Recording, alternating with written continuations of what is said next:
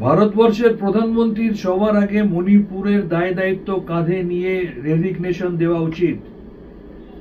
মণিপুর যেখানে মাসের পর মাস আগুন জ্বলছে, যেখানে হাজার হাজার মানুষকে হত্যা করা হয়েছে, যেখানে শয়ে শয়ে মহিলাদের যৌন নির্যাতন করে, ধর্ষণ করে তাদের উপর অত্যাচার করা হচ্ছে, তাদেরকে বলাৎকার করা হচ্ছে।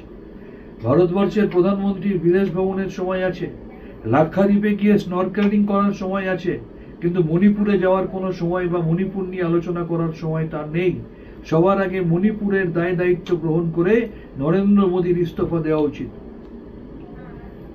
আসল ডিক্টেটরদের উদাহরণ দেখতে গেলে ভারত সরকারকে দেখতে হবে। Modi Saha private limited company এই মুহূর্তে সারা বিশ্বের সব থেকে বড় ডিক্টেটরশিপ চালাচ্ছে আমাদের ভারতবর্ষে। তারা বিরোধীদের কণ্ঠরোধ করছে, তারা পার্লামেন্টারি ডেমোক্রেসিকে ধ্বংস করছে, যারা যুক্তরাষ্ট্রীয় পরিকাঠামোকে ভেঙে তছনছ করে দিয়েছে। বিরোধী শাসিত রাজ্যগুলোর ওপর কখনো সেন্ট্রাল এজেন্সি দিয়ে তারা আক্রমণ করছে, কখনো তারা ফাইন্যান্সিয়ালি ব্লক করছে। মিস্টার গিরিরাজ সিং, আপনি জানেন আপনি ইচ্ছা করে রাজনৈতিক প্রতিহিংসা পরায়ণতার কারণে বাংলার 1,16,000 কোটি টাকা আটকে রেখেছেন।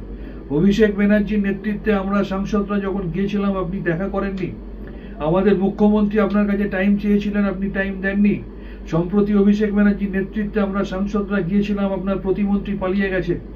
শুধুমাত্র রাজনৈতিক প্রতিহিংসা পরায়ণতার কারণে বাংলার মতো বিরোধী শাসিত রাজ্য, যেগুলো রাজনৈতিকভাবে আপনি জয় করতে পারেন না, আপনার দল জয় করতে পারেন না, তাদের বিরুদ্ধে প্রতিহিংসা পরায়ণতা দেখাচ্ছে।